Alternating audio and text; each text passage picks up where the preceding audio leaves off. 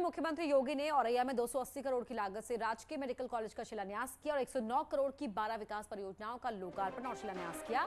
इस मौके पर सीएम योगी ने कई लाभार्थियों को आयुष्मान कार्ड भी दिए। इसके बाद जनसभा को संबोधित करते हुए सीएम योगी ने एसपी, कांग्रेस और बीएसपी पर जमकर निशाना साधा। उन्होंने कहा कि पिछले 70 सालों में केवल 12 मेडिकल कॉलेज बने, लेकिन हमारी सरकार 75 मेडिकल कॉलेज देने जा रही है। सीएम योगी ने कहा कि आज माफिया के ऊपर बुलडोजर चल रहा है, तो लोगों को यह भी लगता है कि आने वाले वक्त में उनको संरक्षण देने वाले पर भी बुलडोजर चलेगा।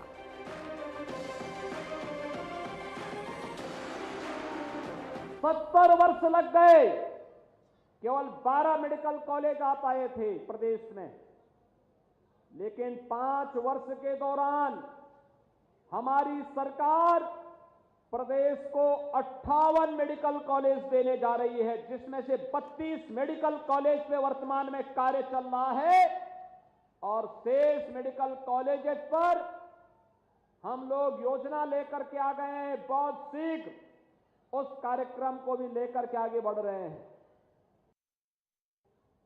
आज प्रदेश बदल रहा है, प्रदेश की छवि बदली है।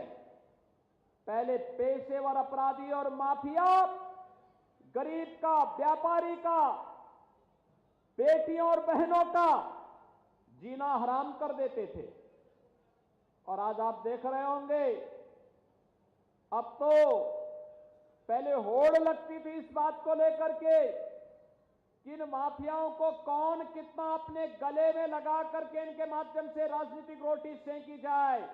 आज सबको मालूम है, अगर माफिया के ऊपर बुलडोजर चल रहा है तो माफिया के शरणदाताओं के ऊपर भी जरूर चलेगा।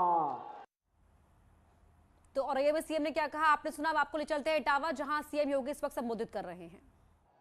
विकास की इन परियोजनाओं के माध्यम से, जिसमें लोकार्पण की योजनाएं 454 करोड़ 22 लाख रुपए से अधिक की हैं और 21 परियोजनाएं हैं, 10 शिलान्यास की भी परियोजनाओं का यहां पर एक साथ यह कार्यक्रम आयोजित हो रहा है। भाइयों बहनों, विकास की ये परियोजनाएं केवल भारतीय जनता पार्टी के समय ही होता है कि हम शिलान्यास भी करते हैं और उद्घाटन भी करते हैं। जब नीयत साफ नहीं होती, बेईमानी और भ्रष्टाचार सिर चढ़ करके बोलता है, अगर धोखे से सत्ता मिल ही गई तो वह व्यक्ति भले ही शिलान्यास कर ले, लेकिन जनता उसे लोकार्पण करने लायक नहीं बनाती है। लेकिन आज से 3 वर्ष पहले जिन परियोजनाओं का हमने शिलान्यास किया था, आज उनका लोकार्पण करने के लिए फिर मैं 3 वर्ष के बाद आपके बीच में यहां पर उपस्थित हुआ हूं। बीच बीच में हमारे सांसद जी, विधायक जी, अन्य मंत्रीगण इन कार्यक्रमों के लोकार्पण और शिलान्यास कार्यक्रम के साथ आपके साथ जुड़ते हैं। और आज का दिन तो इटावा के लिए, मैनपुरी के लिए, औरैया के लिए और आसपास के जनपदों के लिए अत्यंत महत्वपूर्ण दिन है। दीपावली के बाद भाई और बहन के मिलन का प्रमुख आयोजन भैया दूज का भी आज पावन पर्व है। लगातार पर्व और त्योहारों की परंपरा धनतेरस से प्रारंभ होती है। छोटी दीपावली के दिन अयोध्या में आपने देखा होगा, जिस अयोध्या में पहले जाने से लोग डरते थे और जिस अयोध्या में राम भक्तों पर गोलियां चलाई जाती थी, आज उस अयोध्या में लाखों लाख दीपक चमक रहे हैं और अयोध्या की दीपावली दुनिया की सबसे अच्छी दीपावली बन गई है। दीपावली का आयोजन आप सबने मनाया होगा। कल गोवर्धन पूजा थी और आज भैया दूज का कार्यक्रम, इसके बाद गोपाष्टमी,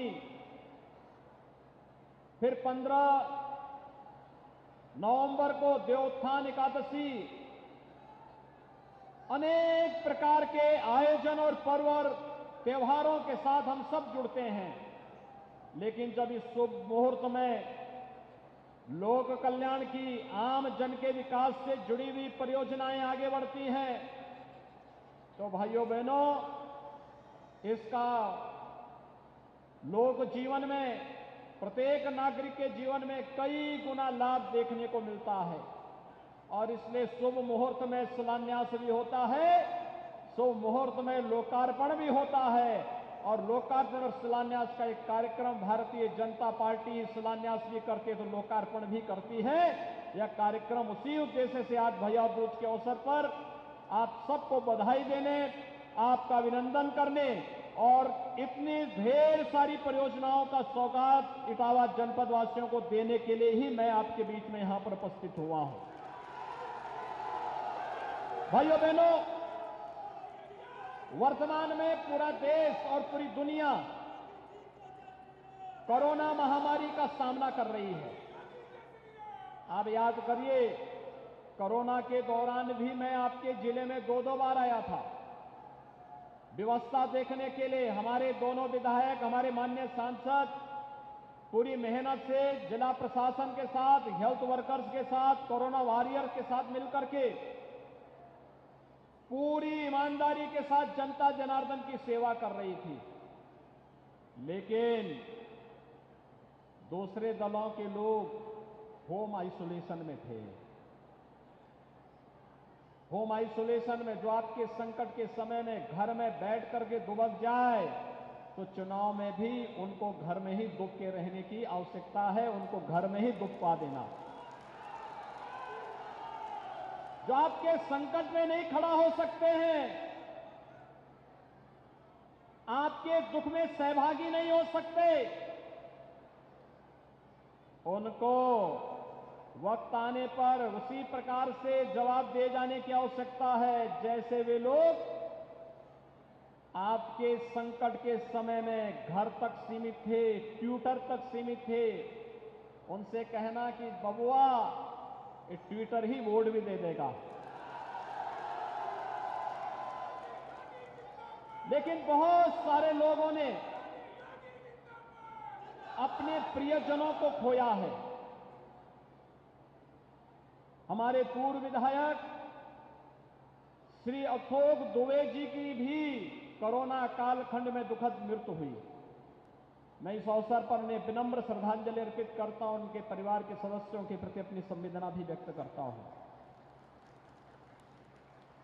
भाइयों बहनों, प्रधानमंत्री मोदी जी के नेतृत्व में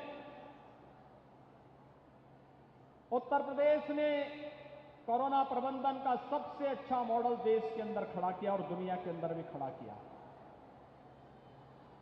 सबसे कम मौतें उत्तर प्रदेश के अंदर, सबसे कम कोरोना के मामले उत्तर प्रदेश के अंदर, सबसे अधिक लोगों को टेस्ट भी उत्तर प्रदेश के अंदर,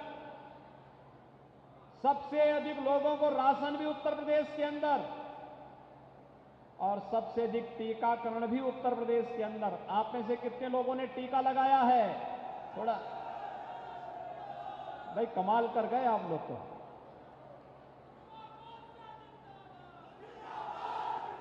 यानी इतने भारी पैमाने पे आप लोगों ने टीका लगाया है, लेकिन इटावा की धरती में पता नहीं कैसे कोई कुछ पैदा होते हैं जो टीका का विरोध भी कर रहे थे। इसका मतलब इटावा की जनता ने टीका लगा करके अपना फैसला दे दिया। क्यों? ठीक बात है।